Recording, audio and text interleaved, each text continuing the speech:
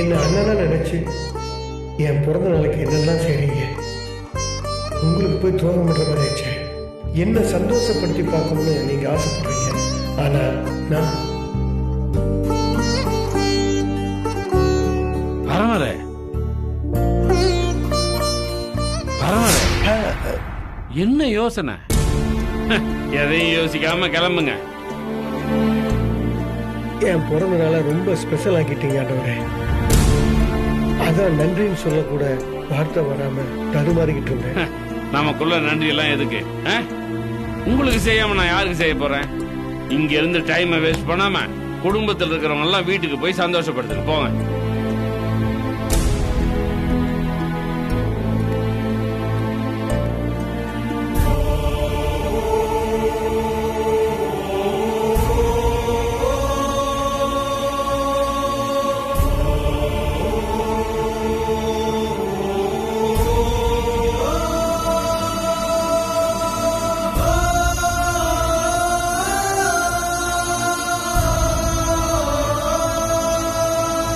என் பிறந்த நாளைக்காக ஆண்டவர் கிஃப்டும் ஸ்வீட்டும் கொடுத்துருக்காரு. நமக்கு லீவும் கொடுத்துட்டாரு. நமக்கு அவருக்கு போய்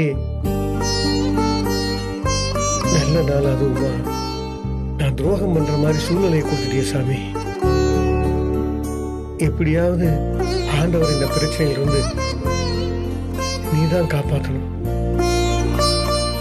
வேற வழி தெரியாம உன் மேல பாடத்தை போட்டுதான் நான் இதை செஞ்சிருக்கேன். யாருக்கும் எந்த பாதிப்பு இல்லாம நீதான் காப்பாற்றணும்.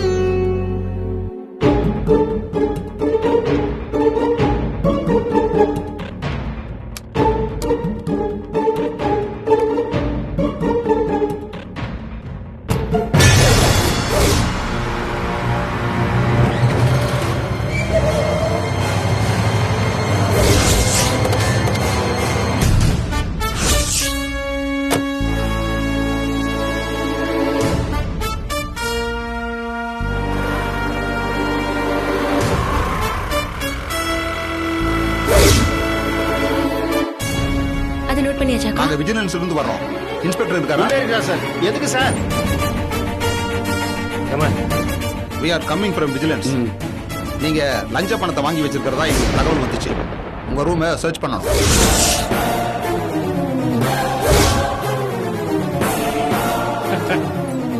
லஞ்சமா? நானா?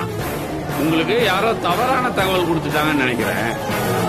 தகவல் தப்பா சரியான இன்னும் கொஞ்ச நேரத்தில் தெரிஞ்சிடும். நீங்க அப்படி வந்தீங்கன்னா நாங்க சர்ச் பண்றதுக்கு வசதியா இருக்கும். சர்ச்சிங் நடக்கும்போது யாரும் உள்ள வரக்கூடாது. அவுட். போங்க. சரிங்க சார். சரி, யார் கொடுத்த தகவலை வச்சு நீங்க இங்க வந்து சர்ச் பண்றீங்க நான் தெரிஞ்சுக்கலாமா? அதையெல்லாம் உங்களுக்கு சொல்ல வேண்டிய அவசியம் இல்ல. உங்ககிட்ட நாங்க பர்மிஷனும் கேட்கல. முறையா உங்ககிட்ட இன்ஃபார்ம் பண்ண வேண்டியது எங்களோட கடமை. எங்களுக்கு கோஆபரேட் பண்ண வேண்டியது உங்க கடமை. கண்டிப்பா. நீங்களும் என்ன மாதிரி ஒரு அரசாங்க அதிகாரி தான். உங்க வேலையை நான் தடுக்க மாட்டேன். தாராளமா சர்ச் பண்ணிக்கோங்க.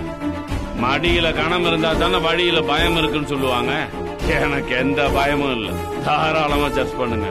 ஆபீசர்ஸ், ஸ்ட்ராங்கான சோர்ஸ்ல இருந்து தான் நமக்கு இன்ஃபர்மேஷன் கிடைச்சிருக்கு. சோ இந்த ரூமை இன்ச் பை இன்ச்சா சர்ச் பண்ணுங்க. சர்ச். Yes sir.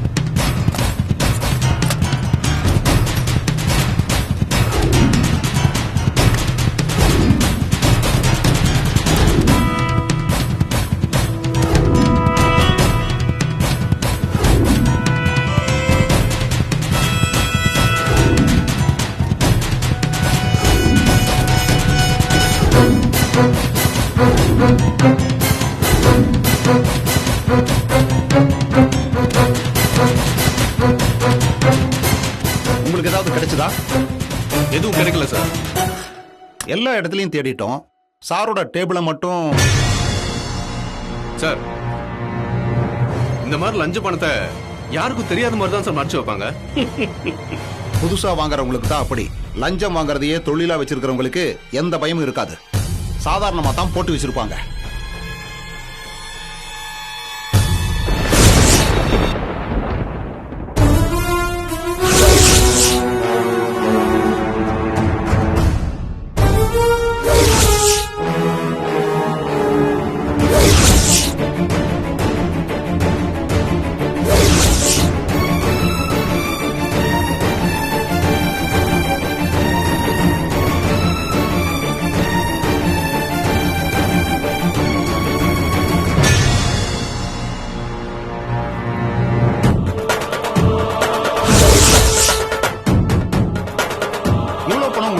குருமூர்த்தி இதோட சோர்ஸ் என்னன்னு சொல்ல முடியுமா? சார் இது என்னோட பணமே இல்லை சார். இது எப்படி என் டிராயருக்குள்ள வந்ததுன்னு எனக்கு தெரியாது சார். இந்த பதில் ஏத்துக்கிற மாதிரி இல்லையே குருமூர்த்தி. இது உங்க ஸ்டேஷன், உங்க ரூம், உங்க டேபிள்ல இருக்கிற டிராயர்ல உங்களுக்கு தெரியாம இந்த பணம் எப்படி வந்துச்சு? யாராவது மேஜிக் பண்ணி உள்ள வச்சுட்டாங்கன்னு சொல்ல போறீங்களா? இல்ல சார், என்ன மாட்டி விடணுங்கிறதுக்காகவே யாரோ வேணும்னு செஞ்சிருக்காங்க சார். சார் இந்த பணத்துக்கு எனக்கு எந்த வித சம்பந்தமும் இல்லை. தயவு செஞ்சு என்ன நம்புங்க. உங்களை நம்புறதா வேண்டாமான்னு இங்க வச்சு எதுவும் முடிவு பண்ண முடியாது குருமூர்த்தி. எங்க ஆபீஸ்ல வச்சு விசாரணை பண்ணாதான் உண்மை என்னங்கிறது தெரியும். இவரை கூட்டிட்டு வாங்க. Okay sir.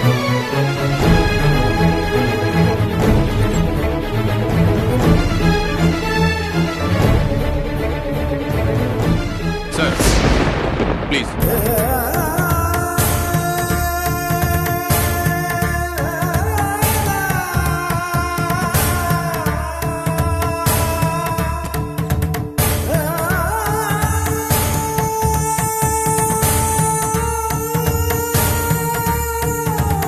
Excuse me sir, எங்க சார் எங்க சார் கூட்டிட்டு போறீங்க? இந்த பணத்தை உங்க இன்ஸ்பெக்டர் டேபிள் இருக்கிற டிரால் இருந்து எடுத்தோம். இது எப்படி வந்துச்சுன்னு கேட்டா இவர்கிட்ட இருந்து சரியான பதில் இல்ல. எங்களுக்கு கிடைச்ச தகவல் படி இது லஞ்சமா வந்த பணம் தான். இத பத்தி விசாரிக்கிறதுக்கு தான் நாங்க இவரை எங்க ஆபீஸுக்கு கூட்டிட்டு போறோம். சார் இந்த பணம் எப்படி வந்துச்சுன்னு இப்ப சொல்றேன் சார். நேத்து கோவிந்தன் ஒருத்தன் 2வது பார் ஓபன் பண்ணிட்டேன்னு சொல்லி இந்த பணத்தை கொடுக்க வந்தான். இனிமே லஞ்ச பணம் வாங்க மாட்டேன், இந்த மாதிரி வேலையை வச்சுக்காதுன்னு ரொம்ப ஸ்ட்ரிக்டா சொல்லி அவனை அனுப்பிச்சு வச்சுட்டேன். என்ன பழி வாங்கறதுக்காக அவன் தான் சார் இந்த வேலையை செஞ்சிருப்பான்னு நினைக்கிறேன். சார், சார் சொல்றது உண்மைதான் சார். கமிஷனை எடுத்துட்டு போன சார் அந்த ஆள் கிட்ட சண்டை போட்டதை நான் பார்த்தேன். சார் மேல எந்த தப்பும் இல்ல சார். இவரை விட்டுருங்க சார். ஆமா சார், வெளியில வந்து கூட அவர் சத்தம் போட்டாரு, போங்கடா வெளியன்னு அடிக்காத குறையா விரட்டி விட்டாரு. அதெல்லாம் மனசுல வச்சுக்கிட்டு தான் அவன் இந்த காரியத்தை செஞ்சிருக்கான் சார். சரி, நீங்க சொல்றது உண்மைன்னே வச்சுக்குவோம். அதுக்கு என்ன ஆதாரம் இருக்கு? எங்க முன்னாடி தான் சார் விசாரணை எல்லாம் நடந்துச்சு. நாங்க தான் அதுக்கு சாட்சி. உங்க சாட்சி எல்லாம் செல்லாதுமா. உங்க இன்ஸ்பெக்டரை காப்பாத்துறதுக்காக நீங்க இல்லாத கதையெல்லாம் சொல்றீங்க. அத உண்மைன்னு நாங்க எப்படி நம்புறது? இவரை நிரபராதின்னு நிரூபிக்கிற மாதிரி ஆதாரங்களோ சாட்சியோ இருந்தா காட்டுங்க. சார், இப்போதைக்கு எங்க கிட்ட அந்த மாதிரி எதுவும் இல்ல சார். ஆனா நிச்சயமா சார் தப்பு பண்ணவே இல்ல. ஆமா சார். தயவு செஞ்சு நாங்க சொல்றத நம்புங்க சார். எங்க சாரை விட்டுருங்க சார். Please sir. சரிம்மா, நீங்க சொல்றதையெல்லாம் நான் ஏத்துக்கிறேன். இந்த பணம் இவருக்கு தெரியாம இந்த டிராவுக்கு எப்படி வந்துச்சு?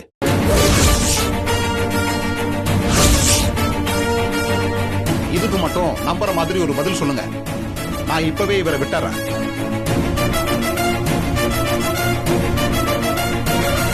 அந்த பார்வனு தான் ஏதோ பிளான் பண்ணி செஞ்சிருக்கான் சார். நீங்க சொல்றதெல்லாம் நம்புறதுக்கு நான் ஒன்னும் முட்டாள் இல்ல. இது போலீஸ் ஸ்டேஷன். எல்லா நேரமும் டியூட்டில உங்க ஆளுங்க தான் இருந்திருக்காங்க. உங்களுக்கு தெரியாம இந்த பணம் எப்படி உள்ள போயிருக்க முடியும்?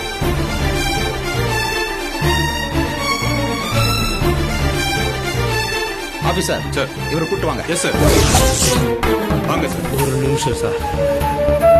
மயில காலம் முழுக்க தப்பு செஞ்சுக்கிட்டே இருக்கணும்னு ஒரே ஒரு முறை தான் நேர்மையா நடந்துக்கிட்டு அது கிடைச்ச பரிசை பத்தியா? நேர்மையா நடந்துக்கிறவங்களுக்கு இந்த காலத்துல கிடைக்கிற பரிசு இதுதான். சார், நீங்க தப்பு செய்யலன்னு எங்களுக்கு நல்லா தெரியும் சார். நேர்மை இப்ப உங்களை கைவிடுற மாதிரி தோணலாம். ஆனா அதுதான் சார் உங்களை கடைசியில காப்பாத்தும். சார் வாங்க.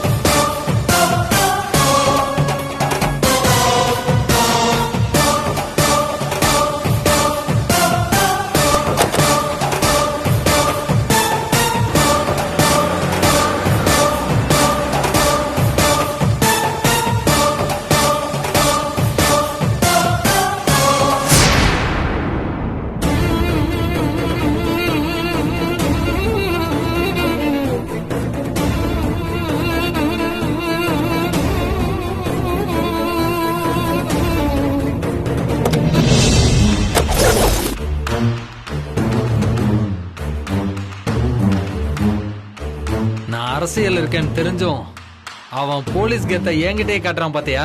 கரெக்டா ஸ்கெட்ச் போட்டு குருமூர்த்திக்கு எப்படி ஆப்பு வச்சேன் பார்த்தல. இந்த பழி வாங்குற படலம் இதோட முடியாது.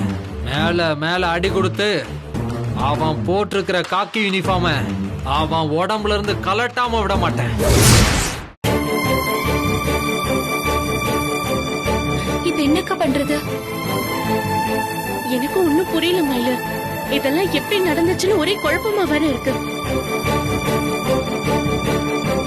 சார் அந்த பார் ஓனரை அசிங்கப்படுத்தி அனுப்பினாருல, அந்த கோவத்துல அவருதான் சார் இப்படி பிரச்சனையில மாட்டி விட்டுருக்காரு. அதை எப்படி நம்ம நிரூபிக்க போறோம்? அதுதானே இப்ப பிரச்சனையே. ஆபீசர் கிட்ட நம்ம சார விட்டு கொடுக்காம பேசலாமே தவிர ஆதாரம் தான் நம்ம கிட்ட எதுவுமே இல்லையே.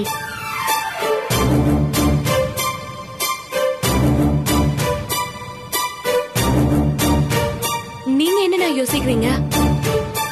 அந்த ஆபீசர் சொன்னதான் யோசனை பண்ணிக்கிட்டு இருக்கு மயிலு. இது நம்ம இடம், நமக்கு தெரியாம வெளியாலேயே யாருமே உள்ள நுழைஞ்சிருக்க முடியாது. அப்படின்னா நம்ம ஆளுகளை கையில போட்டுக்கிட்டு தான் அவன் இந்த வேலையை செஞ்சிருப்பான். இல்ல தலைவர் மேல இருக்கிற கோபத்துல நம்ம ஆளுங்க எவனோ தலைவர் முதுகுல குதிட்டானோ. சிசிடிவி கேமரா ஒழுங்கா வேலை செஞ்சிருந்தாவது யாரு வந்தாங்க போனாங்கன்றத கண்டுபிடிச்சிடலாம். ஆமா, அது ஒரு முக்கியமான ஆதாரமாவும் இருந்திருக்கும். அதுவும் ரிப்பேர் ஆகி நமக்கு பிரயோஜனமே இல்லாம போயிடுச்சு. ஆமா, சார நிரபராதுன்னு நிரூபிக்க எந்த வழியும் இல்லைன்னு தோணுது. இருக்குக்கா, நிதானமா யோசிச்சுதான் அந்த வழியை நம்ம கண்டுபிடிக்கணும். ஆதாரம் இல்ல, சாட்சி இல்லங்கிறதுக்காக நம்ம இதை அப்படியே விட்டுறக்கூடாது. சார் லஞ்சம் வாங்கினப்பெல்லாம் நம்ம வருத்தப்பட்டோம், அவர் மேல கோவப்பட்டோம். இப்ப செய்யாத தப்புக்காக அவரை பிடிச்சிட்டு போயிருக்காங்க. அவர் மேல தப்பு இல்லைன்னு நிரூபிச்சு அவரை நம்ம இந்த பிரச்சனையில இருந்து வெளியே கொண்டு வரது நம்மளோட பொறுப்புக்கா. கரெக்டா சொன்ன மயிலு. விமர்சனம் பண்றது மட்டும் நம்ம வேலை இல்ல. தலைவருக்கு ஒரு பிரச்சனைனா அவருக்கு கை கொடுக்கறது நம்ம வேலை தான். இத பத்தி நம்ம பரமசாரர் பேசி பார்க்கலாமா? அவருக்கு நம்மளை விட அனுபவம் ரொம்ப ஜாஸ்தி. அவர் ஏதாவது ஒரு ஐடியா கொடுப்பாருல்ல. நீங்க சொல்றது சரிதானே, ஆனா இன்னைக்கு அவரை தொந்தரவு பண்ண வேணாம். இன்னைக்கு அவரோட பிறந்த நாளை சந்தோஷமா கொண்டாடிட்டு வரட்டும். நாளைக்கு அவர்கிட்ட பேசிக்கலாம். அதுக்குள்ள நம்மளுக்கு வேற ஏதாவது க்ளூ கிடைக்குமான்னு யோசிச்சு பார்க்கலாம். சரிம்மா.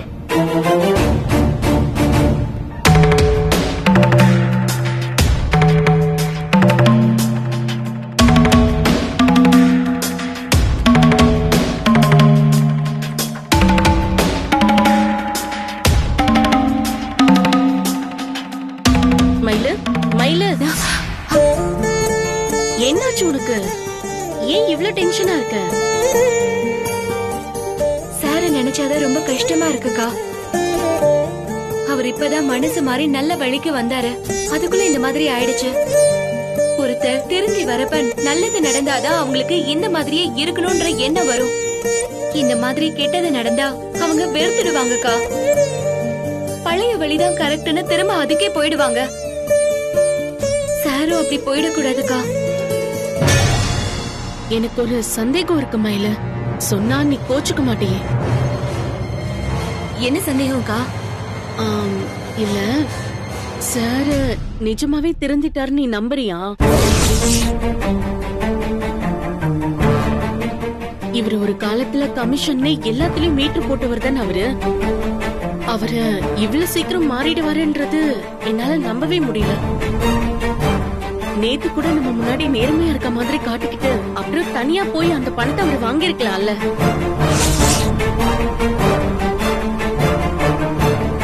இல்லக்கா, அவர் நிறைய தப்பு செஞ்சிருக்காருதான், நான் இல்லன்னு சொல்லல. ஆனா இந்த தடவை அவர் எந்த தப்புமே செய்யலன்னு என் உள் மனசு சொல்லிக்கிட்டே இருக்குக்கா. அதனாலதான் நான் அவரை காப்பாத்தணும்னு துடிச்சுக்கிட்டே இருக்கேன்.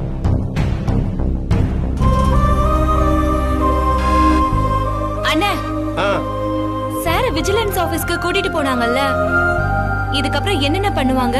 விசாரணை பண்ணுவாங்கம்மா. இந்த பணம் எப்படி வந்துச்சுன்னு விளக்கம் கேட்பாங்க.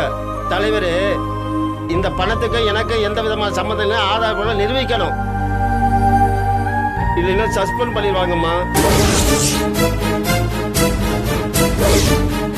தலைவருக்கு ரொம்ப அசிங்கமாயிருமா. சாருக்கு அப்படி ஒரு நிலைமை வந்துடக்கூடாதுன்னு இப்படியாவது ஆதாரத்தை கண்டுபிடிச்சு அவரை நிரபராதின்னு நிரூபிச்சு திரும்ப அவரை அந்த சீட்ல எப்படியாவது உட்கார வைக்கணும்னு. அப்படி நடந்தா சந்தோஷம் தானே மயிலு. ஒருவேளை அப்படி நடக்கலனாலும் நீ வருத்தப்படாத. நீ சேர்ந்ததுல இருந்து இப்ப வரைக்கும் உன்னை எவ்வளவு டார்ச்சர் பண்ணிருப்பாரு. அதுவும் இல்லாம உன்னை கை நீட்டி அடிக்கிற ஆளாவும் தானே அவர் இருந்திருக்காரு. அதுக்கான தண்டனை இப்ப அவருக்கு கிடைச்சிருக்குன்னு நம்ம நினைச்சுக்க வேண்டியதுதான். இல்லக்கா, என்னால அப்படி நினைக்க முடியாது. ஏன்னா நான் அவரோட பொண்ணு. என் அப்பா மேல விழுந்த கரையை துடைக்க வேண்டியது என்னோட கடமை. அப்பதான் அவரோட இந்த மாற்றம் நிரந்தரமா இருக்கும். நீங்க எல்லாம் விலைக்கு இருந்து வேடிக்கை பார்த்தாலும் சரி, நான் இதை விட போறதில்ல. எப்படியாவது ஆதாரத்தை கண்டுபிடிச்ச நான் அவரை வெளியே கொண்டு வந்தே தீருவேன்.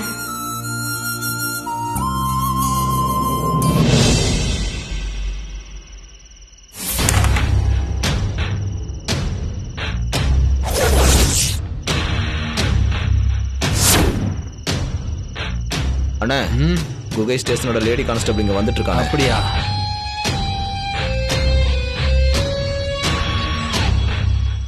வரட்டும்டா. அதுக்கே நீ இப்படி டென்ஷன் ஆகுற? அவ எதுக்கு வரான்னு உங்களுக்கு தெரியலையா?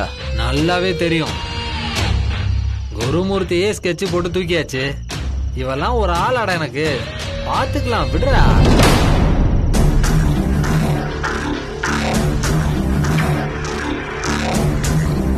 வாங்க மேடம். என்ன இந்த நேரத்துல இவ்வளவு தூரம் வந்திருக்கீங்க? நான் உங்ககிட்ட கொஞ்சம் பேசணும். பேசலாமே, ஆனா நீங்க உட்கார்றதுக்கு தான் ஒரு சேர் இல்லாம போயிடுச்சு. டேய், போய் ஒரு சேர் எடுத்து. இல்ல வேணாம், நிதானமா பேசுறதுக்காக நான் இங்க வரல. ஏன் இப்படி செஞ்சீங்கன்னு நியாயம் கேட்கறதுக்காக வந்திருக்கேன். என்ன சொல்றீங்க மேடம்? எனக்கு ஒண்ணும் புரியலையே. ஒண்ணும் தெரியாத மாதிரி பேசாதீங்க சார். இங்க இன்ஸ்பெக்டர் ரூம்ல பணத்தை வச்சது, லஞ்சம் வாங்கியிருக்காருன்னு கம்ப்ளைண்ட் பண்ணி விஜிலன்ஸ் ஆபீசர் கிட்ட மாட்டி விட்டது, இதுக்கெல்லாம் காரணம் நீங்க தானே எனக்கு நல்லாவே தெரியும். என்னம்மா சொல்றீங்க? உங்க இன்ஸ்பெக்டர் விஜிலன்ஸ்ல மாட்டிக்கிட்டாரா? கேட்கவே ஷாக்கிங்கா இருக்கேம்மா. இது எப்ப நடந்துச்சு? ஓவரா நடிக்காதீங்க. உங்களை தவிர வேற யாருமே இந்த வேலையை செஞ்சிருக்கவே முடியாது. இனிமே லஞ்சம் வாங்க மாட்டேன்னு சார் ஒரு நல்ல முடிவு எடுத்தாரு. அதனால உங்களுக்கு லாபம் தானே. அவரை போய் ஏன் சார் இப்படி ஒரு டிராமா எல்லாம் போட்டு மாட்டி விட்டு இருக்கீங்க? சத்தியமா சொல்றேன் மேடம், இன்ஸ்பெக்டர் விஜிலன்ஸ்ல மாட்டிக்கிட்டது இப்ப நீங்க சொல்லிதான் எனக்கே தெரியும். எனக்கும் அதுக்கும் எந்த சம்பந்தமும் இல்ல மேடம். இத நான் நம்பணுமா? அது உங்க இஷ்டம் மேடம். ஆனா அதான் உண்மை. அவர் எடுத்த முடிவால எனக்கு லாபம்னு இப்பதான் நீங்க சொன்னீங்க. அப்படி இருக்கப்ப நான் ஏன் அவரை மாட்டி விட போறேன்? நேர்மையா தொழில் செய்யலனா நான் உங்க மேல ஆக்ஷன் எடுப்பேன்னு சார் சொன்னாரே. அந்த கோபத்துல கூட நீங்க இத செஞ்சிருக்கலாம்ல. என்ன சந்தேகப்பட்டு விசாரிச்சு நீங்க நேரத்தை வேஸ்ட் பண்ணாதீங்க. திருந்தணும்னு நினைச்சவரு இப்ப மாட்டிக்கிட்டதை நினைச்சா எனக்கே ரொம்ப வருத்தமா இருக்கு மேடம். நான் இப்ப திரும்பவும் சொல்றேன், நான் இதுக்கு காரணம் கிடையாது. என்ன துரத்துறத விட்டுட்டு உண்மையான குற்றவாளி யாருன்னு போய் தேடுங்க மேடம். கண்டுபிடிக்க தான் போறேன். அது நீங்கன்னு கன்ஃபார்ம் ஆகட்டும். அந்த தப்புக்கான விலைய அன்னைக்கு நீங்க கொடுப்பீங்க.